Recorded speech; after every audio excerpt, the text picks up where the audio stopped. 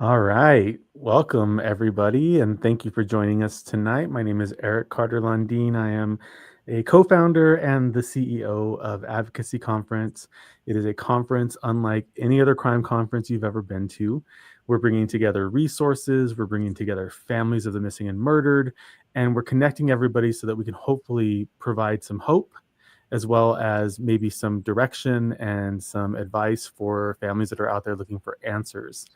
And this is the first of our live series. I was going to say webinar, but it's not really a webinar. It's more of a live series where we're going to be introducing various people, various organizations that are participating in AdvocacyCon this year. And we are super excited to be here today with Season of Justice. But before we introduce the two lovely ladies from Season of Justice, Melissa, I'd like you to just introduce yourself quickly, and then we'll turn it over to Sydney and Kendall.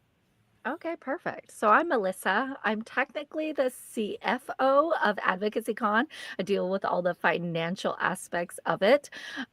Love being a part of what we are creating here in this first conference that we're putting on coming up in March. I'm also a co host of Navigating Advocacy, the podcast. Um, Always dealing with families and helping any way we can.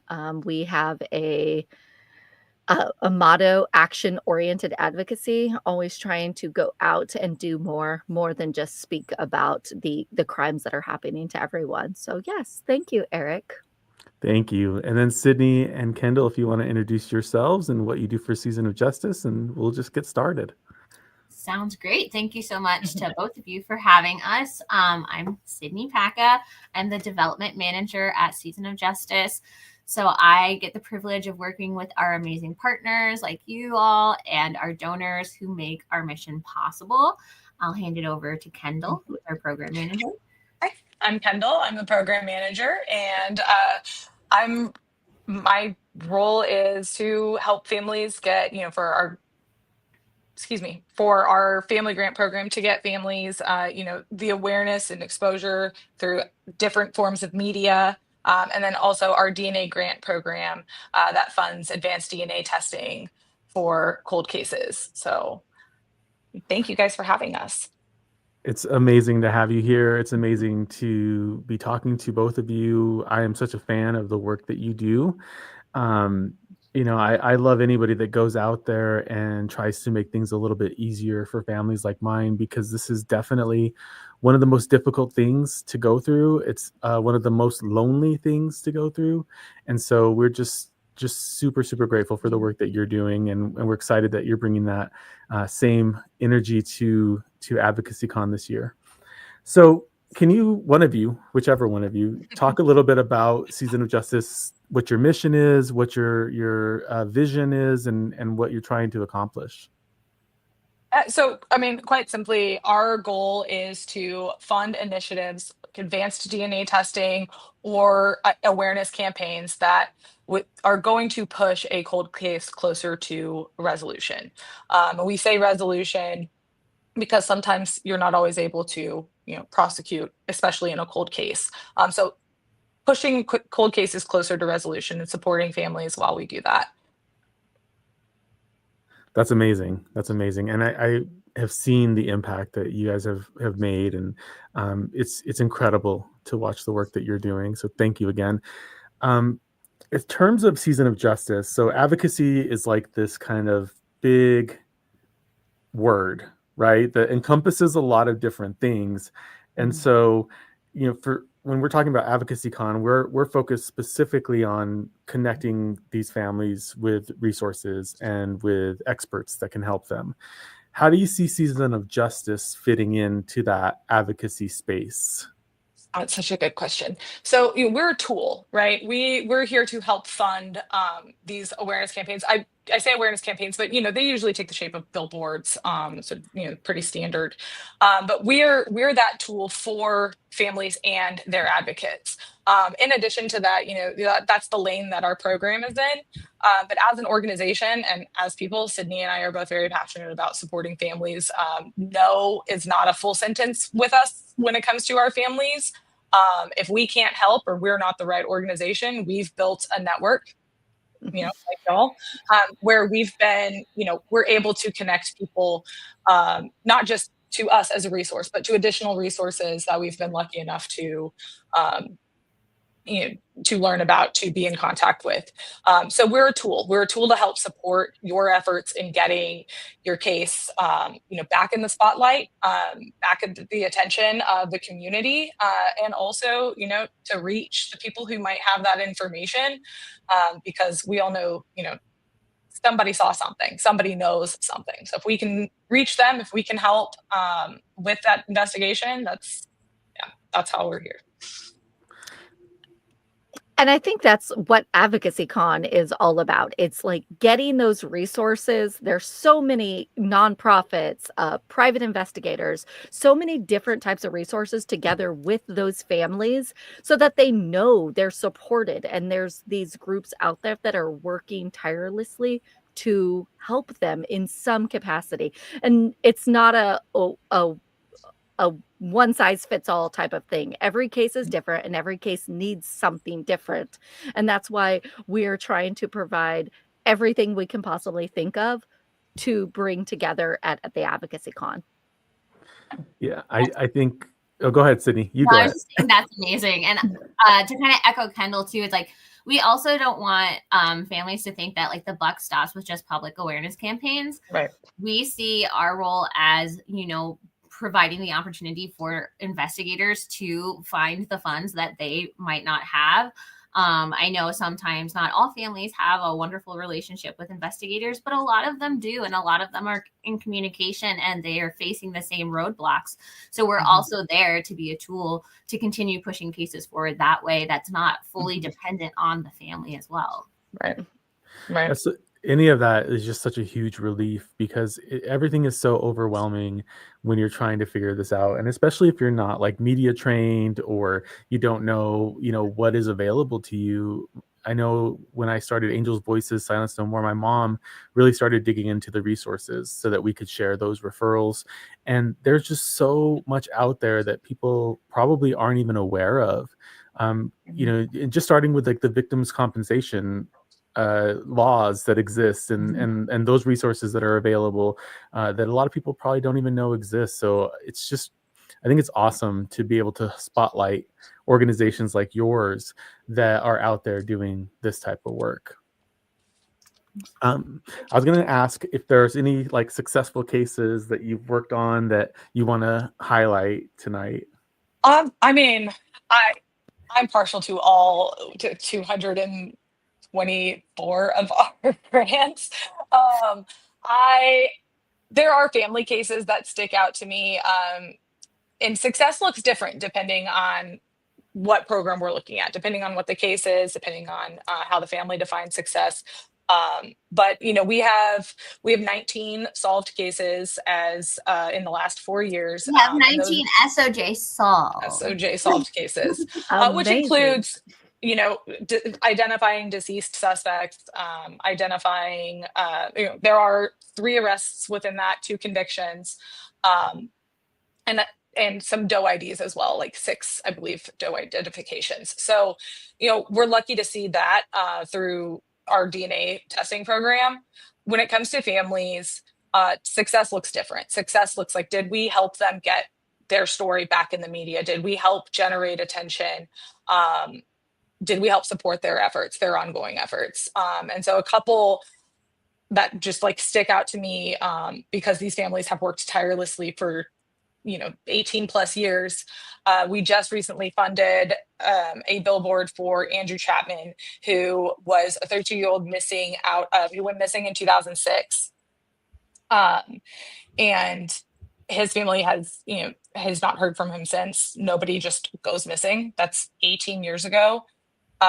We were very lucky to have a partner in Lamar who saw what we were doing and was able to match our donation. So they were actually able to get 2 billboards. And we've seen the impact of that. It's generated stories from Yahoo to, local news, Columbus Dispatch. And this is what they needed. They needed, just kind of extra push to continue to get it in. Law enforcement is involved and law enforcement has been involved, but they're calling on the community to, if you know something, here's the tip line. There is a reward. The family has helped raise a reward through the Crime Stoppers. It's an all hands on deck effort, and we were happy that we were able to support that a little bit in our way. And then the other one, I got another one that's extremely personal to me, and so when I saw that come through our applications, was last year, that was really amazing. But I'm from San Antonio, Texas, and we have we call her she's the grandmother of San Antonio. Her name was Pauline Diaz, and she disappeared, and she went missing in I believe it's been almost 15 years. She went missing in 2010, and she was near and dear to all of our hearts because she worked at HEB, which if you're from Texas, you know how much you love HEB. She was a tortilla maker, and she's you see her and you're like, that's like my grandma. And so that case has always stuck with me. I remember when it happened. I was in college, and I remember seeing every year there would be stories. Her daughters were trying to find. We're trying to get answers. And so when we were lucky enough to be able to work with them and sponsor a billboard for them, we were able to get one for an entire year that was strategically placed near where she was last seen and where her truck was found. And they have a wonderful team of advocates supporting them as well. And I do believe a handful of tips have come in as a result of that billboard. And it's only been up for, oh gosh, Sydney has a better time frame than I do, like 6 months. It went up in September. Yeah.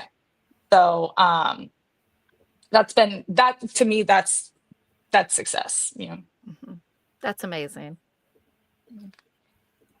All right. Well, I think billboards. So billboards, for me, I know that they can be impactful. I think that in a situation like a cold case, they definitely can be.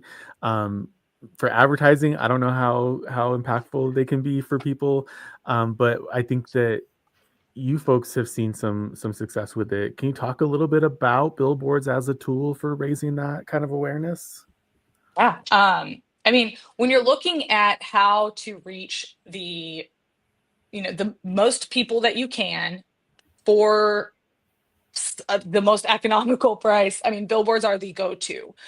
You have other ways of reaching people through television ads, print ads, but those are extremely costly, and you're paying for maybe one or two ads. And so, billboards are they're the standard. Because they're reaching people in the community. They're going to be up for an extended length of time. And what we really found is that length of time has an impact on how effective that billboard is. If we're strategically placing something where there might be a person of interest, and they have to pass that every single day, the longer that's up, the more it weighs on their conscience. And so, we've seen in previous work with Crime Stoppers, we've seen that be the biggest impact. And so, that comes with, it's not cheap to buy a billboard. And so that's something that, is helping families get that resource, because it's a newsworthy thing to happen in your case. It generates headlines, just the act of putting up a billboard, because people who may not have been around at that time but are a part of the community now, they have questions. They want to know, who is this person? Why is their case not solved? What, you're reaching not just people who might have information, but people who can help just keep your loved one's name out there and at the forefront of everybody's mind. And that's going to be the quickest and most, like I said, most cost-effective way to get that. So reaching that many people, I think, is the result of, the billboards. That's going to be your outcome. And that's going to be the reason or why behind, picking billboards as a tool. There's a lot of different layers, I think, because I think some people define success as solving a case. And, billboards aren't necessarily the driver of that. They generate that attention. They generate that, they put that pressure on law enforcement to remind them, families paying attention, the community's paying attention. And that can, reignite an investigation. So there are a lot of different ways that you can utilize a billboard to push your case. Yeah, it's definitely about that community involvement, especially if it's a cold case that people could think that it's solved or completely forgotten about it, but having that billboard up. Whitney and I were speaking the other day about the digital billboards versus, I guess, like the old school billboards. Have you guys noticed a difference? Have you done the digital billboards? Like, what's your thought on the two different types? I mean, so digital billboards, depending on where they're at, you're going to most likely reach the same number of people that you would with a static billboard.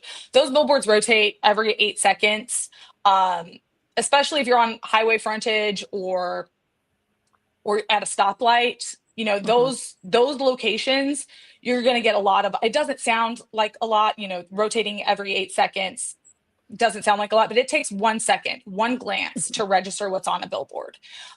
And so those 8 seconds matter. And a lot of people are going to see them.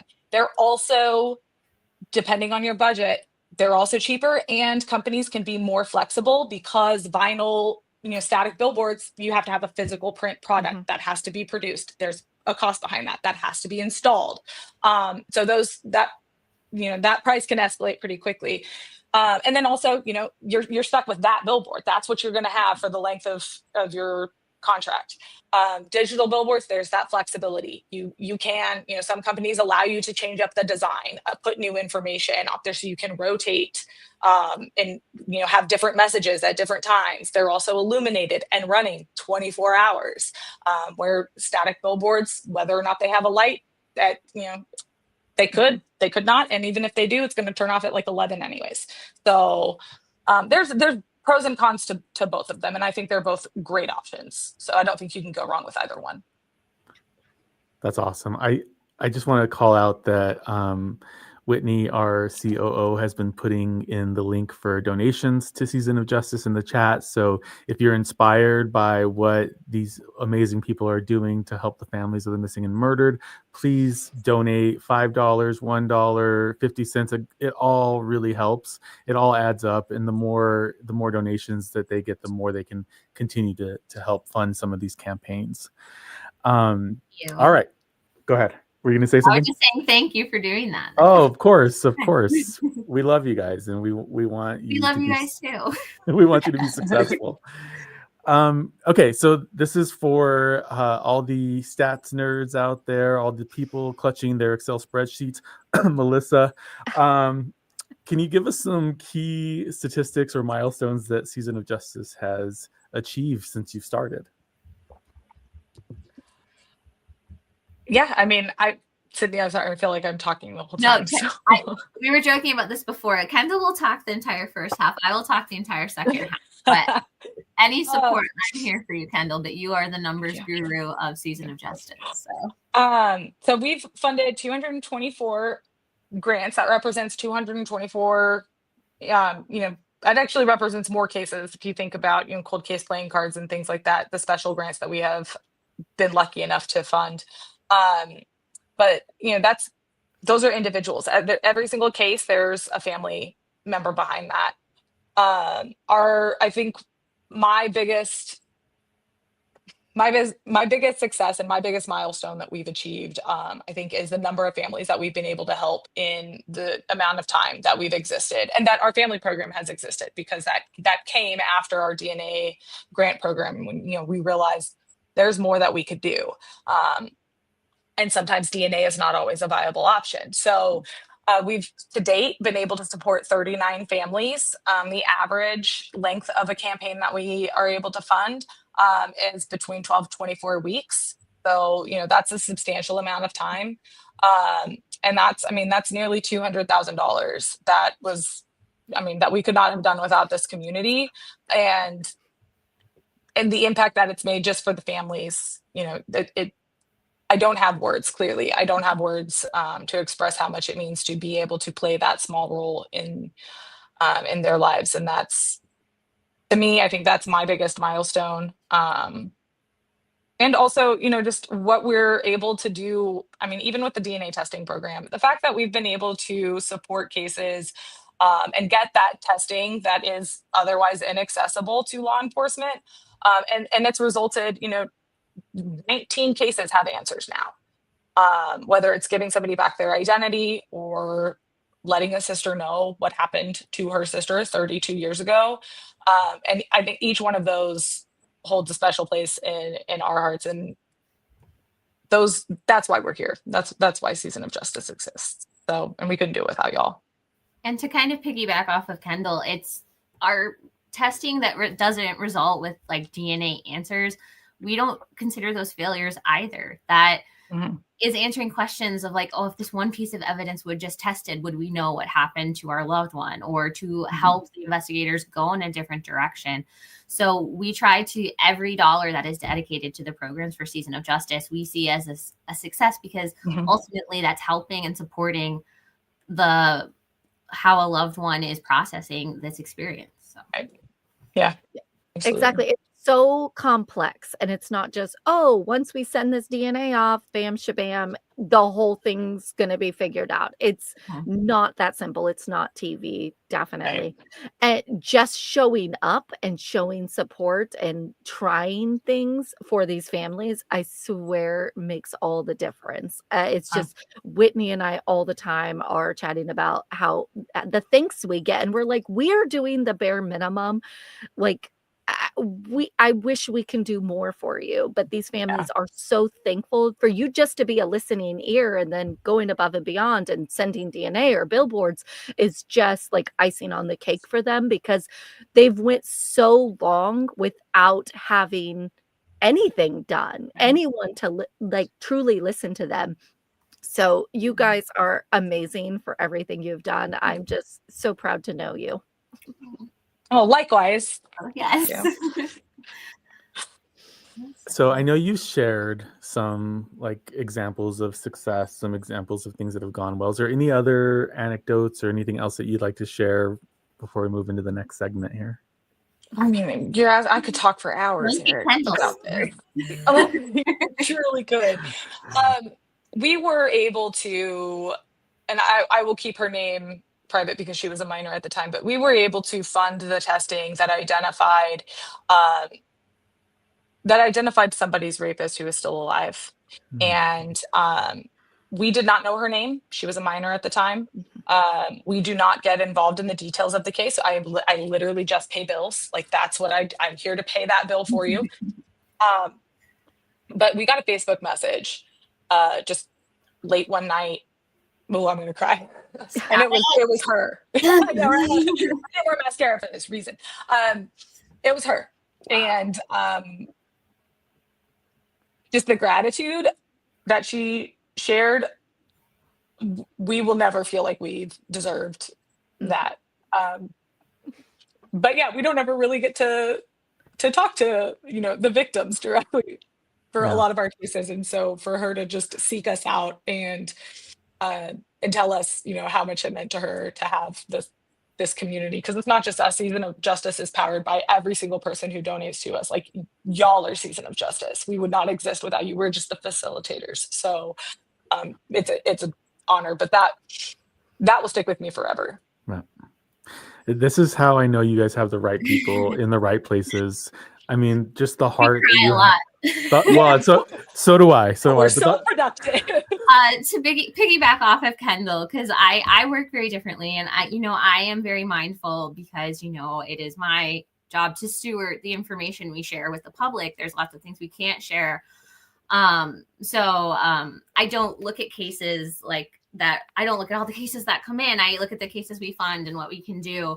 But for me, what makes me get emotional is like when I came in, I started our Cold Case Champion, so our recurring donors, and we have over 150 people who show up every month, whether $5 to $50, to make this commitment over and over to these families to support them. And it's just on really hard days that we've been having a couple, in the past year or so, to know that there's people who have absolutely no connection to these individuals, and they're like, I want to do something. And so it's just one of the most beautiful things I've ever seen. So it's just really a privilege to be a part of it. So.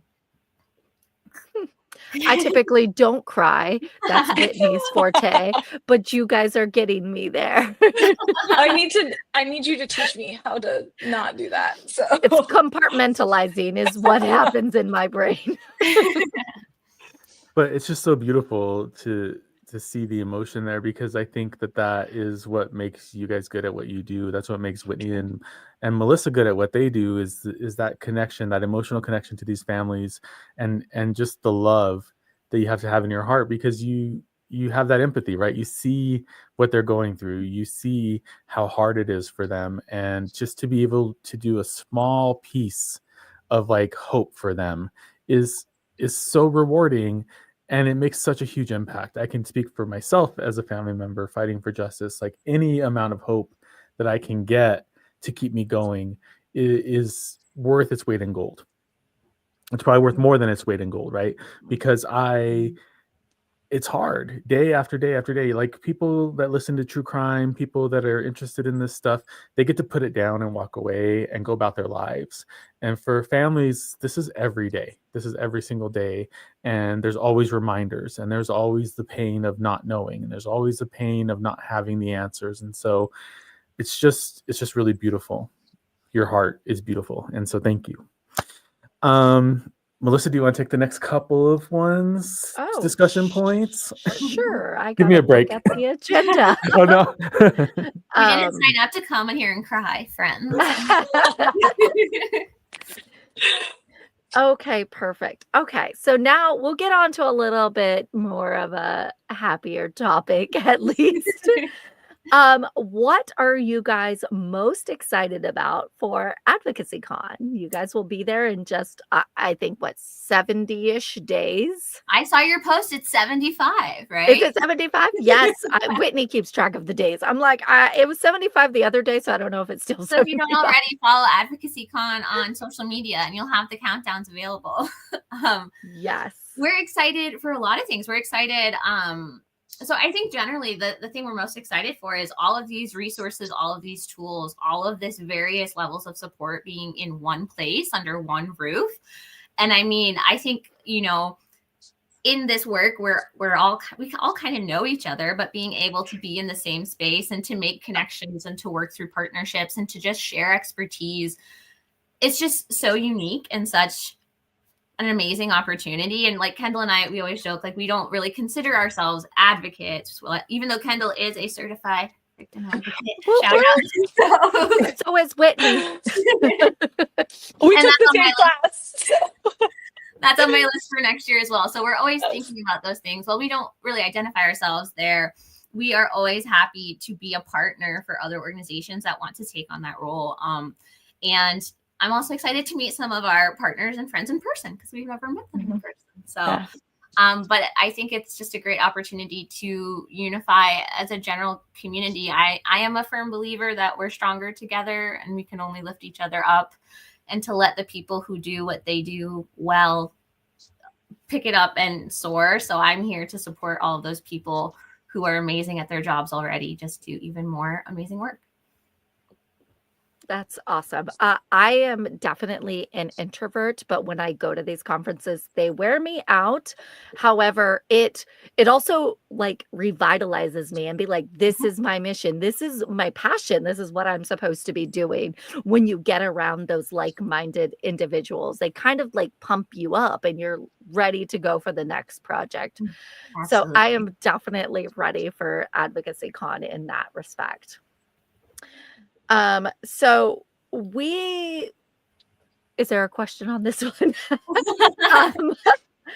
So yeah, we will be having tons of advocates, learning opportunities, ways to grow, ways for families to learn about, things that I feel like a lot of us, millennials and beyond, take for granted. Creating Facebook pages, creating flyers. Like, we all learned that in school, but one generation before us really didn't, and they didn't have those tools, and they don't always know that, hey, you can create a Facebook page on your own. So I feel like this is going to be such a valuable weekend to learn things that we might think are, no-brainers, but a lot of other people haven't ever had that opportunity or don't utilize social media the way that we do. So definitely going to be a great weekend. Awesome. So we have a question here for you two ladies from the audience. Do you fund homicide DOE cases where there may not be evidence of a killer, or would that essentially make it an ID only case? That would make it an ID only case. At this time, there are many wonderful organizations that work exclusively on DOE identifications, like the DNA DOE Project, the DOE ID Network. And so we let the experts, handle that one. And at this time, we don't fund DOE identifications. We strictly focus on unsolved homicides or unsolved violent crimes, where investigators are looking for unknown suspect DNA, whether it's on items of evidence that have been tested before, need to be retested with more sensitive, technology now that technology is advanced, or utilizing new lead generating techniques like forensic genetic genealogy. Again, the goal is to push a cold case closer towards prosecution resolution. That's our mission. And so for that reason, we stick strictly with homicides. We have funded DOE identifications in the past where they were confirmed homicide victims. And that was through a special donation or special grant that we received. So that was, that was what we needed to spend it on. So go ahead, Sydney. No, it was just a restricted fund. So sometimes, so like our special projects, like a little insight, just to kind of like the bookkeeping part, our special projects are as money set aside specifically to fund those special projects that might not necessarily be exactly within our mission. Mm-hmm. So our like cornerstone programs are public awareness campaigns and DNA testing. If we sometimes get approached by affinity partners being like, we would love for you to steward these funds for us for restricted giving, we're happy to partner. But those are usually like fewer initiatives that we're part of. And I do want to call out that the DNA DOE project is going to be at AdvocacyCon and will be on one of these live series that we're doing. So they do work with DOE identification cases. So keep an eye out for them as well. We haven't had the pleasure of meeting you, but we admire all of the work you do. And we love your social media posts. They do. So you get to meet soon. Very soon. Yes. 72 days, according to Whitney. Yes. Eric, do you want to talk about any of the topics or things that'll be happening at actual AdvocacyCon? We haven't really announced any. We've been finalizing everything, the three of us. So do you want to give any sneak peeks of what will be happening? Absolutely. So Friday night, we're going to have a big opening reception, which is going to be for families and resources to connect, to get to know each other without the barrier of a table between you. And really just to kind of warm everybody up to each other so that whenever we are all together on Saturday, you kind of know each other. It's a little bit easier to have those side conversations that we're really hoping are going to help to give people some inspiration on their cases. So we've got an incredible lineup, and I'm not going to go through all of it because it's going to take all day. Of course, our keynote speaker, Beth Holloway, is going to be talking to families about what it means to have hope for your cold case or for the answers that you're looking for, and how after 20 years she was able to get some resolution on her daughter Natalie's case. Beautiful, beautiful soul. I can't wait to hear what she has to say. We've got Laura Norton talking about genetic genealogy and identification of DOEs, which is a hot topic. We've got Julie Murray and Shayna from Light the Way. They're going to be talking about advocacy and just some best practices and things that they've learned.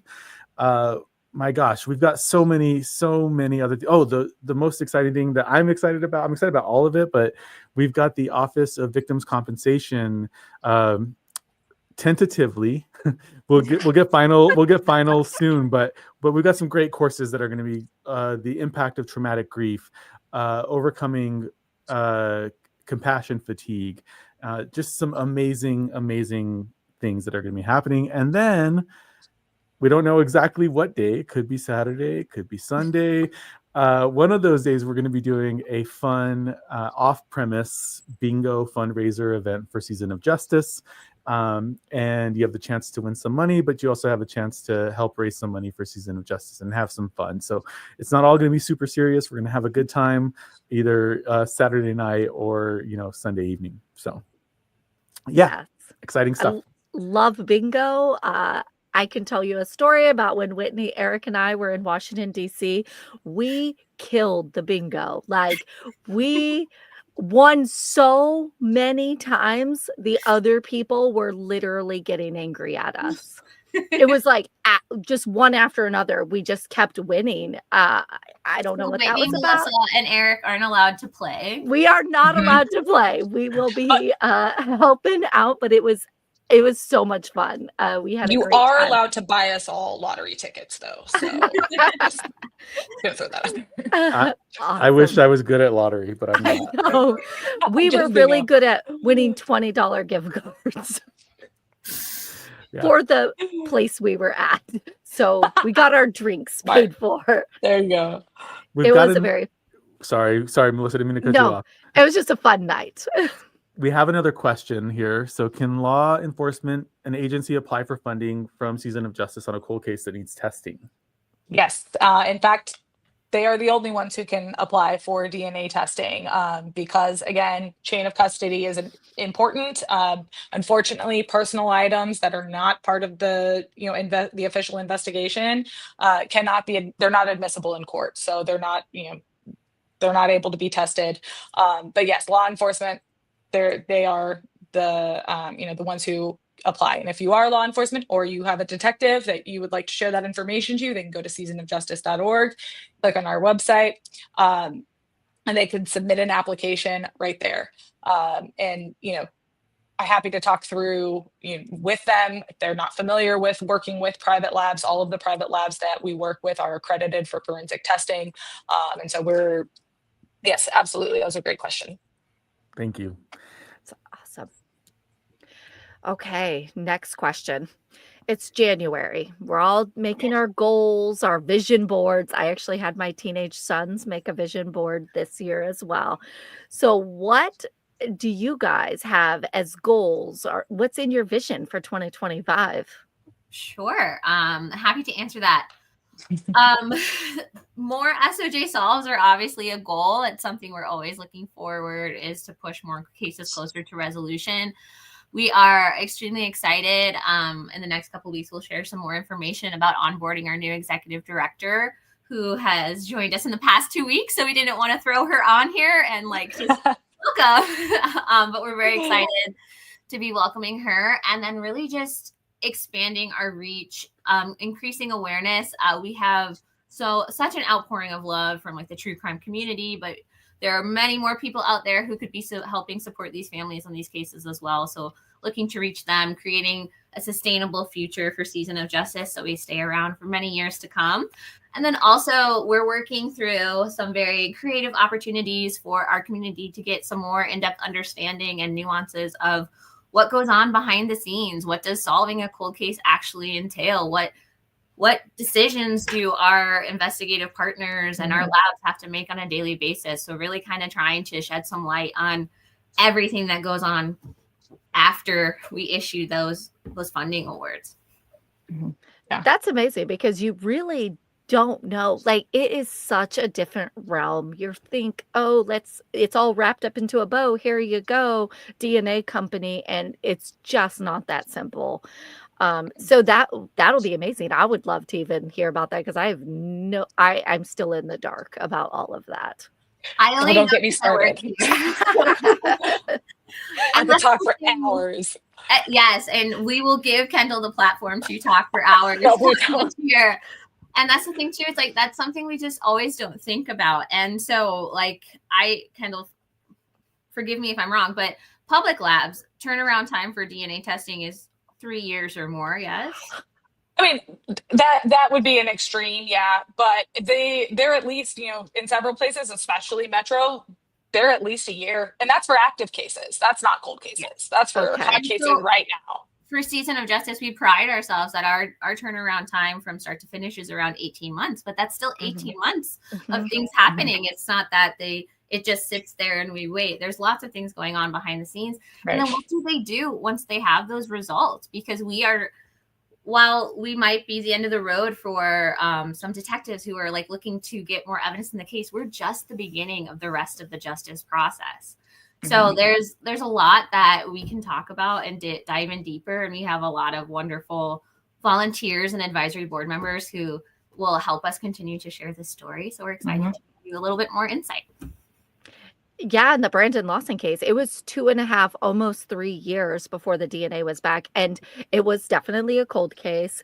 And people, like the public, were like, there's no way it should take this long. And we're like, we're just telling you what the information we've been given. We can't. They're not allowed to turn on the machine until it's full, guys. That's true. I'm like, there's so much that goes into it. Definitely. And so that'll be a very interesting series to listen to. Oh, I'm interested because there's a lot. There is. Okay, next question. So what opportunities does like our audience or people that you interact with or people that support you, how can they collaborate or help you reach these goals? Absolutely. So there's lots of things we can do. Obviously, donate. I'm a development manager. We work for a nonprofit. I would be remiss if I didn't say, please donate. We're tax exempt. I'll issue you a letter for tax season, I promise. So if you're able to participate in our $5 Fridays campaign, so the last Friday of every month, we try to get as many people as we can to give $5. It's less than a cup of coffee if you drink the kind of coffee I drink now. So considering becoming a cold case champion, so maybe you can contribute $5 a month for repeatedly. And then we are also getting ready to host our second ever virtual 5K throughout the month of April. So our Jog for Justice. So create a team, join a team, all of those wonderful things. Financial support is so important. There are many things you can do if financial support is not an option. Share our social media posts. So every Thursday, we try to do a case highlight. When we have campaign announcements, share those, blast them to your network, especially if they're local to you. The more eyes on these cases, the more information we're going to generate. And it takes literally 2 seconds to hit a share button. Also, our website is set up. You can go to our featured case page and literally hit share. It'll send it right away to your social media of choice. And it'll have all that information there as well. And then support all families going through cold case investigations and whatnot by following their social media accounts, signing and boosting their petitions whenever possible. Really just using, if you don't have the finances to support that way, using your time and your energy when you're scrolling social media to click a couple extra buttons that could really make a big difference. I'm sure AdvocacyCon will have a team this year, so please join ours. We had one last year, so we're very excited. And I did receive your email today about the tax contribution. So Me we got a new system, so they go automatically. If you're in the western suburbs of Illinois and want to meet up and join my team, feel free. I'll be doing something in person. So we have a question. I will not be running. So yeah. We have a question here. And so Whitney's going to go ahead and pull up the schedule because the question is, when is the schedule for AdvocacyCon going to be released? Whitney will be pulling that up here in just a moment with all the details. So definitely, I guess that's it. I would like to say could be subject to change. Oh, just kidding. Just so in case. I misunderstood Whitney. So she says she's announcing next week. Oh, not sorry. at all what I read in the text that she sent. So, next week is the answer, Stephanie. But basically, I mean, it's Friday evening for families and resources, all day Saturday, and then half a day on Sunday if you're trying to make travel arrangements. That's basically what it is. All of the content is going to be top notch, so you don't want to miss any. Absolutely. Yes. I was like, if she's sharing it, it might change a smidge just in case, because I'm anxiety ridden and I like to plan for the worst. She said next week, so we're good, Melissa. Okay. All right, so we're at like 45 minutes. I think we were shooting for about this amount of time to an hour, but I just want to kind of recap everything. So Season of Justice, thank you for joining us. Thank you for sharing what you guys are doing. You are my heroes, and I want to be like you when I grow up. And I just love the way that you folks are approaching helping people who really need it and who often in this society don't really get that kind of help that they need, right? And so I think it's starting to change, and I'm excited. I think AdvocacyCon is a step in the right direction, and I hope that more and more resources continue to just come out of the woodwork here. But I want to say, like, if you are impacted or if you had some heartstrings being tugged on during this conversation, please go follow Season of Justice on social media. Follow us on social media if you're not following us, AdvocacyCon, and sign up for our email list. Sign up for Season of Justice email list so you can keep in touch with all of us and know what's going on. And then if you want to donate, volunteer, or help spread the word, go to seasonofjustice.org. All the information that you need is there. So now we're going to open it up for some questions, unless the three of you have anything else to say. But Oh. Okay, so does investigating agency have to invite you to investigate the cold case? I love this question. So we don't investigate. We pay bills for the private lab. So yes, the agency does have to initiate that. They are the ones who submit applications. We don't go seek out cases. I go talk to homicide investigators across the country. And we work with, like I said, private accredited forensics labs across the country. So investigators have a cold case, they need evidence tested, or they need to try a new avenue like FGG. They submit an application to us. We award, they submit an application with the quote from the private lab so that we have an idea of how much they're going to need. And these quotes are pricey. And so our board will, evaluate. We have a team of experts that evaluates, and they will, award an amount. And we are direct to vendor, which means we don't, like traditional grant programs, disperse money to their grantee. We don't do that. We make sure that every single dollar is used for exactly the case that it's supposed to be used for, and what's needed. So we pay the vendor labs directly, and that's how we facilitate those investigations. But the investigative part is very much still on the agency, and the private labs, DNA analysts help as well. Okay, we've got another question. What is the average cost to run DNA? Question. Yeah, that's my favorite question. It gets more expensive every single year. You're looking at... Let's say, how much did it cost in 2023 versus how much did it cost in 2024? Okay.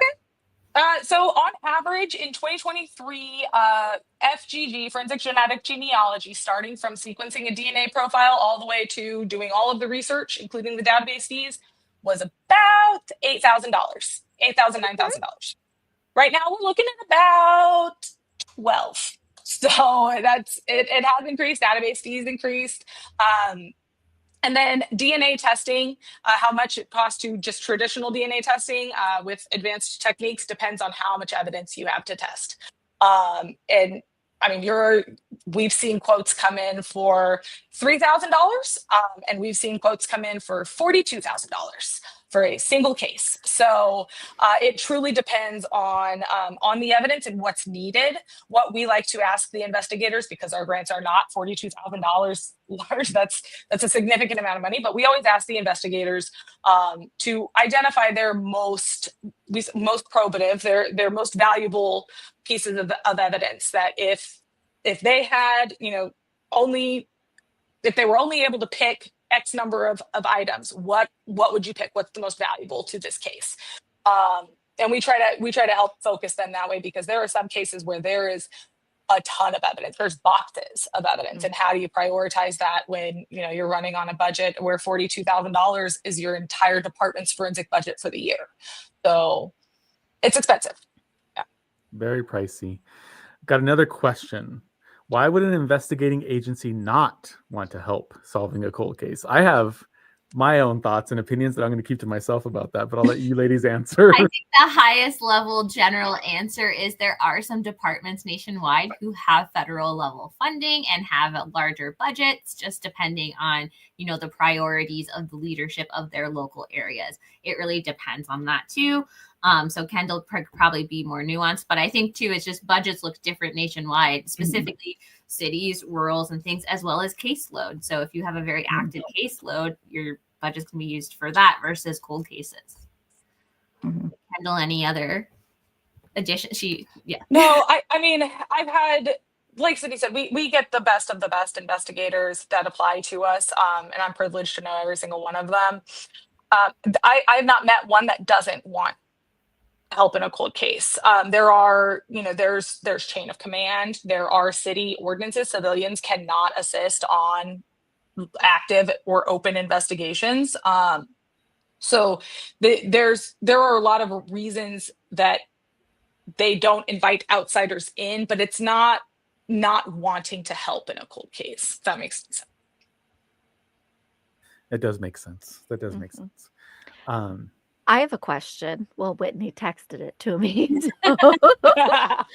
So I do. How do you guys determine the strategy for placing a billboard? Do you how does that all work? I will, if you got a person of interest and I look at the map, so we start with the big three, Lamont out front, these are nationwide companies, because they have asset maps online. So I work with the families. I always call law enforcement and I invite them to help us.